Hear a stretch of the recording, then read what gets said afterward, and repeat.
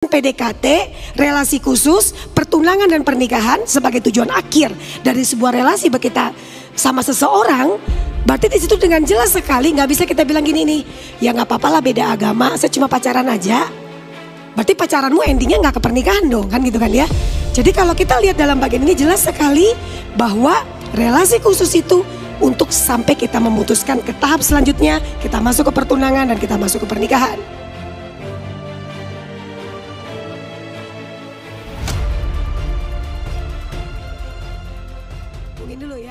Sebenarnya kalau ditanya, benarkah sekedar cocok dan bahagia? Menjawab pacaran beda agama, maksudnya tinggal jawab aja. Enggak kan ya, pasti harus seiman kan gitu kan ya, selesai khotbahnya. Tapi kan gak mungkin begitu. Saudara sekalian, mari kita lihat ya, saya mengajak kita, saya memulai khotbah ini dengan, mungkin di slide kedua dibantu dulu. Tahapan relasi ya, relasi pasti laki perempuan, bukan laki-laki perempuan-perempuan. Itu kita pasti know ya, pasti laki dan perempuan. Pertama ada PDKT, setuju ya? Jadi jangan sampai PDKT-nya berapa lama? Seminggu. Ya, banyak remaja kayak gitu.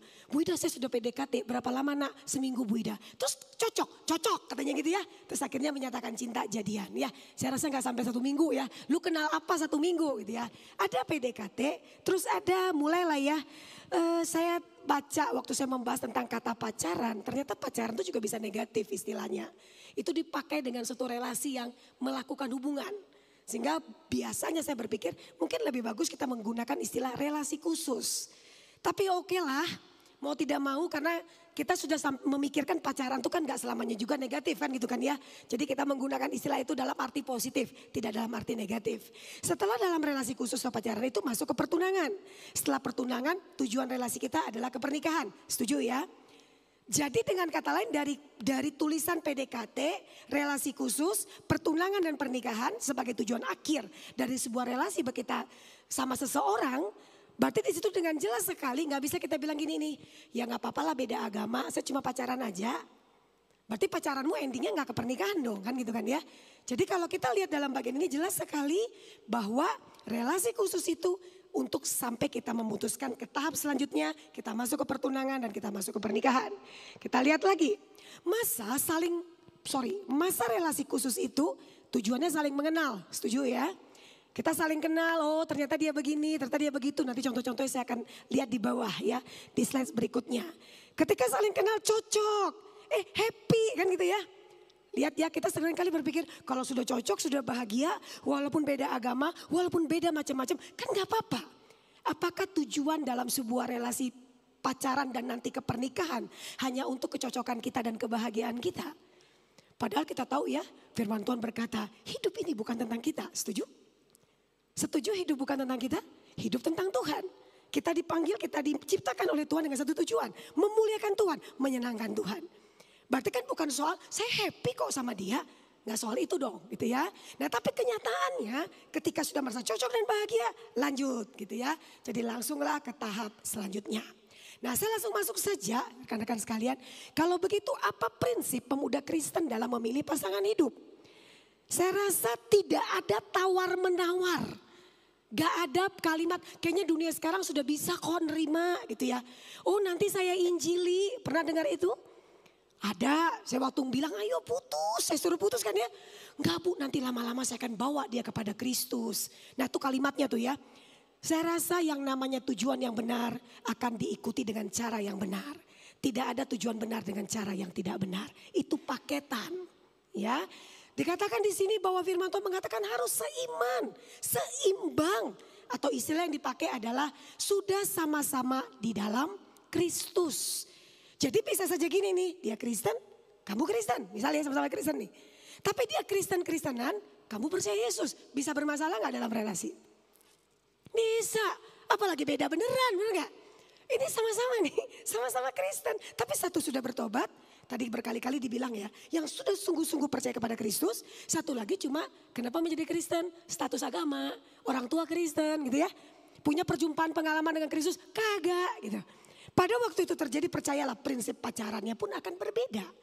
Nah tapi kita kan khusus sekarang ini gak ngebahas soal yang sama-sama Kristen tapi beda tadi ya. Ini lebih ke arah kalau memang berbeda agama dengan kita. Kenapa ini penting untuk kita bahas? Karena memang kenyataannya saat ini banyak sekali, tadi saya menggunakan istilah WL ya, kompromi. Kita berkompromi, satu orang saya temui ya, dia sudah 10 tahun berdoa untuk pasangan hidup. 10 tahun. Umurnya kalau tidak salah akhirnya dia menikah itu di umur 35 atau 36, saya lupa.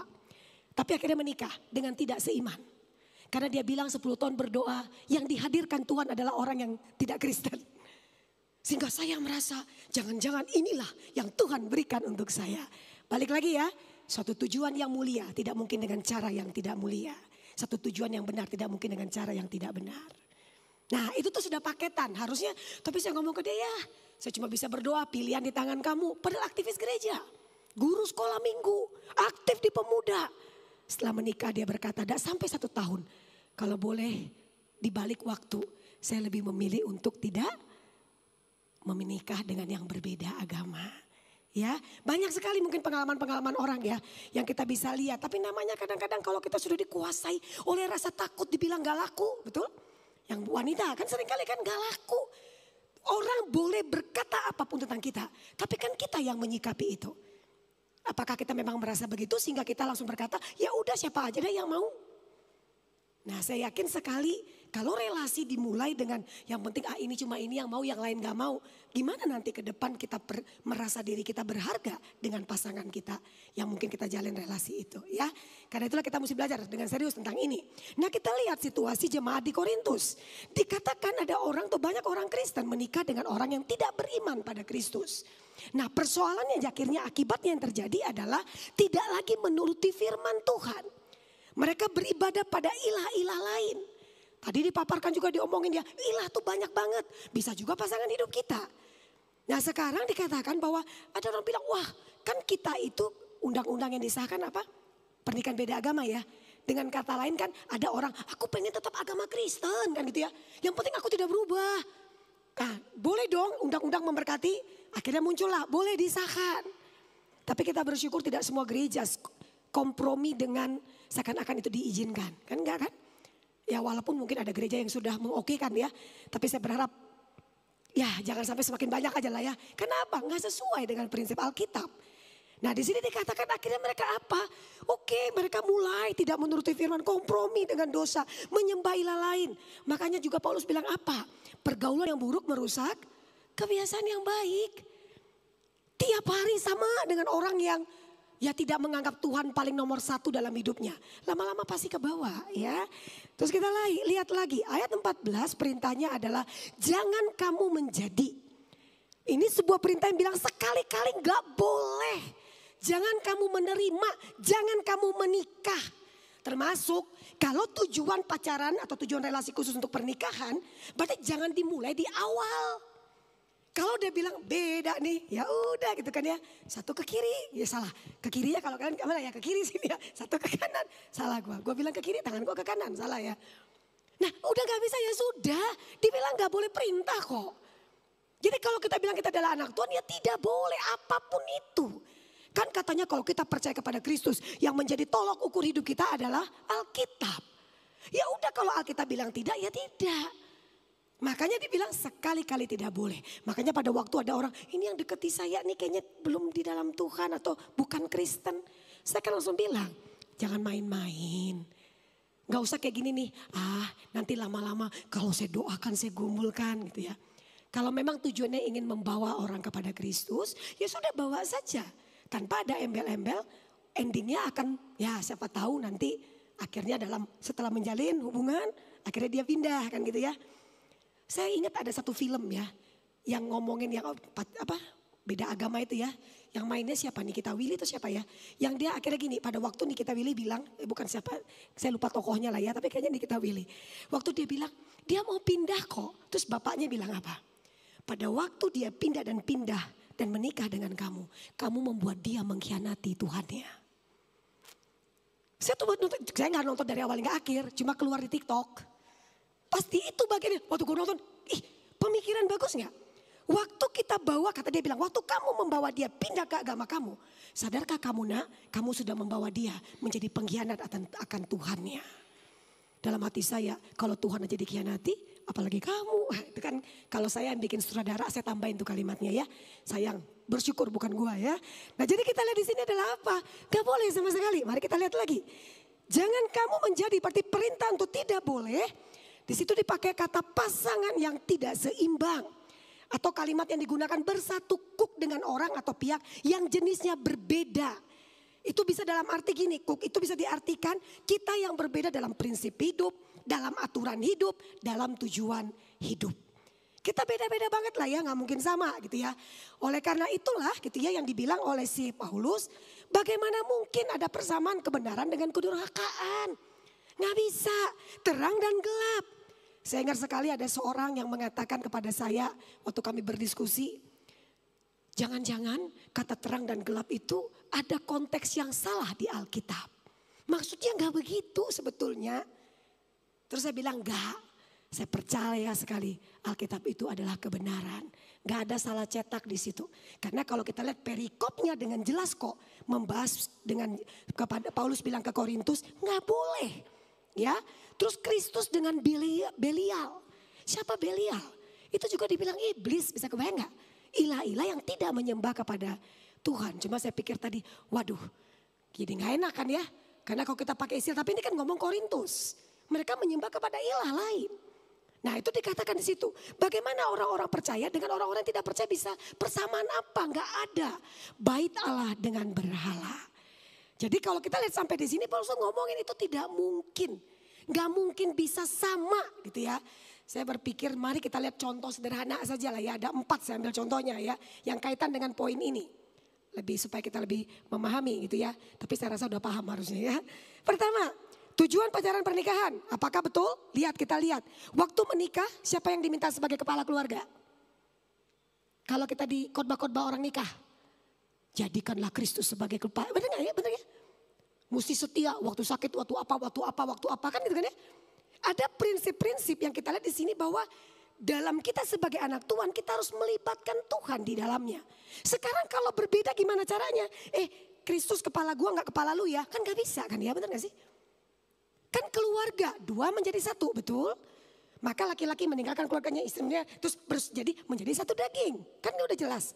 Nah kalau dibilang satu daging terus satu-satu kerjain sendiri, dia ke A ini ke B, itu kan gak bersatu namanya mah. Kan ngomong kesatuan yang gak bisa dipisahkan. Hubungan pernikahan itu simbol kita dan Allah loh, gak main-main itu. Lah sekarang gimana mungkin yang dibilang tadi, satu nyembahnya ke A, satu nyembah ke B, itu bersatunya di mana? Nanti pendetanya khotbahnya jadi ganti. Yang Kristen menjadikan Kristus sebagai keluarga. Yang ini menjadikan itu sebagai kepala keluarga. Kan gak nyambung gitu ya. Itu satu kita lihat lagi yang kedua. Ada firman Tuhan mengatakan apa? Mengajarkan firman Tuhan kepada anak berulang-ulang, betul? Di Alkitab. Pertanyaan saya adalah gimana caranya? Kalau beda, nanti anak pertama ikut gua, anak kedua ikut lu gitu kah? Saya ketemu dengan anak-anak yang papa mamanya beda agama. Gak usah ngomong soal beda sekali dah ya. Kita anggapkan kadang-kadang Protestan dan Katolik gak beda-beda amat. Tapi katanya anak ini cerita nih sharing. Dia berkata apa kepada saya? Menderita Bu Ida, pagi mesti ke gereja Katolik, sore ke gereja Protestan. Yang ditarget anak pertama, kedua, papa, saya dan adik saya ikut ini, yang ini ikut mama. Terbalik semua Bu, saya lebih ke Protestan. Tapi sudah dibuat perjanjian saya harus ke Katolik. Oh gitu nak kan gitu ya. Aduh Bu Ida. Saya sampai berpikir ternyata kita berpikir Protestan dan Katolik banyak kesamaan. Bisa saja sama-sama menyembah Kristus, benar ya. Tapi apakah ada konsep yang cukup dalam prinsip dan berbeda? Banyak. Maka saya bilang tetap aja itu nggak oke dengan itu. Nah sekarang gimana? Ini kita lihat nih ya, itu aja bisa berbeda. Ngajarkan berulang-ulang terus gimana? Nah ini baru kedua. Ketiga nih, mari kita lihat lagi. Gimana misi amanat agung? Sebelum Yesus naik ke surga dia bilang pergilah. Jadikanlah semua bangsa muridku. Tugas siapa? Kita semua. Betul? Nah terus gimana tuh caranya tuh? Oke. Karena kita bertoleransi. Kan itu kalimatnya kan? Saya percaya sekali toleransi itu bukan menyamakan sebuah kebenaran. Toleransi belajar menghargai, menerima perbedaan kebenaran itu. Gak berarti kita katakan oke kita turunkan standar kita. Banyak kayak gitu kan sekarang kan ya. Atas nama toleransi. Ya sudahlah Tuhan itu sama. Paling enak gak? Tidak terjadi konflik kan? Berarti itu gak toleransi dong. Kalau toleransi, kamu menyembah, kamu anggap Tuhanmu benar, silakan. Tapi kamu tidak boleh mengatakan bahwa yang saya percaya, atau saya harus mengakui kebenaran Tuhanmu. Karena kalau ketika kita bilang kebenaran firman tentu adalah kebenaran mutlak, absolut. Berarti gak mungkin dong ada 2, 3, 4 kebenaran relatif. Nah pada waktu kita lihat itu sudah jelas kok. Jadi kalau udah sampai di sini rasanya setuju kan ya? Gak boleh beda agama kan ya? Udah amin dah ya, selesai khotbahnya. Enggak ya, masih ada. Saya bikin tadi 20 slide ya. Tunggu aja sampai jam 1 ya. Oke, yang keempat adalah Alkitab katanya kalau kita orang Kristen, firman Tuhan menjadi tolok ukur menjalani kehidupan kita. Itu udah jelas, kan tidak mungkin gitu ya. Karena tadi apa, kita kan tidak lagi membuat oke nih dari beda, terus tiba-tiba dia ngikut kita. Atau kita ngikut dia, gak tahu lah ya. Ini kan sama-sama kayak mempertahankan, oke kamu A, kamu saya B. Nah gak bisa dong jadikan tolak ukurnya adalah Alkitab. Saudara kita lihat di sini adalah apa, jangan main-main. Kalau dibilang di sini juga kata jangan kamu mencari pasangan seimbang juga jangan mengikatkan diri dengan orang yang berbeda dengan kita. Bahkan dalam persahabatan kalau untuk bergaul, berelasi, berteman kita harus berteman kepada semua. Gak boleh membedakan. Tapi ketika kita mengikatkan diri dalam suatu relasi lebih dalam kita mesti pikirkan kenapa? Bisa gak kalau kita setiap kali ngomong sama dia, cerita sama dia, diskusi sama dia. Bisa gak sudut pandang dia tertular ke kita? Cara berpikir dia tertular ke kita. Sangat bisa. Gak usah jauh-jauh ketika anak-anak muda bilang seks sebelum pranikah boleh kok. Satu orang datang kepada saya, ya bu karena waktu saya ngobrol sama teman saya juga bilang dari SMA sudah. Ntar lagi apa lagi bisa, ini Kristen nih saya gak ngomongin gak Kristen loh. Nah kenapa bisa terjadi demikian, karena apa? Karena hidup dengan orang-orang sama mungkin Kristen tapi Kristennya tidak sungguh-sungguh menjadikan Alkitab sebagai tolok ukur kehidupannya. Nah ini kita ngomongin baru sama Kristen apalagi kalau berbeda. Jadi saudara-saudara mari sama-sama kita lihat oke, kita nggak oke dengan itu. Nah selanjutnya adalah kalau begitu mari sama-sama saya memberi usulan bagi yang lagi bergumul. Tadi siapa yang belum punya pacar, yang belum punya pasangan siapa? Gak usah angkat tangan ya. Silakan saling kenalan nanti ya. Cari di sini nggak ada, GKI lain banyak. Loh serius? Lo ya kan bikin komunitas. Saya selalu ngomong setiap kali kalau rekan-rekan pengen Tuhan saya kayaknya nggak bisa nggak menikah. Lapor sama Tuhan, lakukan sesuatu. Bukan pulang kerja kurung di kamar. Tuhan utuslah dia ke kamar saya, kan gak mungkin. Ya kan tiba-tiba kan Doraemon, dapat pasangan hidup. Gitu. Nggak bisa teman-teman. Mari sama-sama kita apa? Ya sudah, kiri udah, kanan udah, depan udah, belakang juga sudah kan gitu ya. Nah, GKI banyak di sini, baru Surabaya, Jawa Tengah, Jawa-Jawa lainnya lah ya. Atau pindah dah GKT, Kalam Kudus apa ya. Kan banyak bikin lah, ayo anak pemuda bikin acara-acara yang mempertemukan. Supaya gak ngomong gini nih, gak ada yang Kristen. Padahal yang jomblo Kristen banyak ya. Oke ya. Karena itu mari sama-sama kita lihat. Poin pertama adalah usulan bagi kamu yang lagi berkumpul untuk mencari. Libatkan Tuhan dalam doa. Bahkan waktu saya ngisi di anak SD kelas 6. Gila gak? Anak SD kelas 6 saya kalau ngisi di salah satu kota. Gak usah sebut ya. Tiba-tiba satu anak kelas 6 SD bilang gini. Ibu gitu ya. Menurut ibu nih saya ditembak nih sama anak SMP. Jadi sekolahnya itu satu tempat ya. Ditembak, maksudnya ditembak apa nak? Gak mati lu gitu ya. Maksudnya dia nyatakan cinta sama saya Bu Ida kan gitu ya.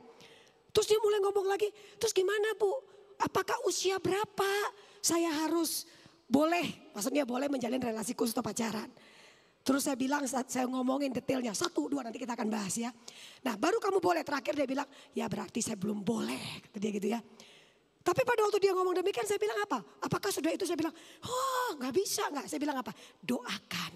Tuhan si Agus ini kok cakep ya Tuhan. Doain. Tapi saya masih SD. Saya bilang ini, kapan kamu rencana menikah? Ya 26 sampai 27 Bu Ida. Kata dia kan ya, Miss. Dia manggil Miss. 26, 27, umur lu berapa sekarang? Kelas 6 SD berapa kira-kira? 11 ya, 12 tahun ya. 11, 12 tergantung dia masuknya umur berapa. Saya segini. Nah dari 12 tahun ke 25, berapa tahun tuh? Lu gak mau lihat betapa indahnya rumput-rumput yang lain gitu kan ya. Terus dia langsung, gitu ya. Kamu gak, tapi kalau kamu suka bilang aja Tuhan aku suka. Tapi usiaku belum kan gitu ya. Jadi saya mengajarkan mereka justru dari remaja, tunas remaja. Berdoa untuk pasangan hidupmu. Kan gak salah kalau cuma berdoa. Doakan, kalian juga sama-sama doakan Tuhan. Tolong bukakan jalan bagi saya kan gitu ya. Nah itu pertama, melibatkan Tuhan. Yang kedua adalah sebelum kita menjalin relasi khusus, kenali diri dulu dengan baik. Ini kalimat yang saya berikan kepada anak itu, anak SD itu. Saya tanya ke dia, kamu kenal dirimu gak? Kalau kamu, apa yang membuat kamu marah? Dia diam. Bagaimana solusi kalau kamu mengatasi marah? Dia diam. Poin pertama udah gak lulus, gak boleh. Kalau saya bilang langsung gak boleh pacaran, dia gak mau cerita sama saya. Kan generasinya beda. Saya gak mau dia gak cerita. Makanya pertama saya pasti respon dulu, cakep gak gitu ya. Jadi dia semakin antusias, wah ada orang yang mengokekan nih, mak gue gak boleh gitu kan ya.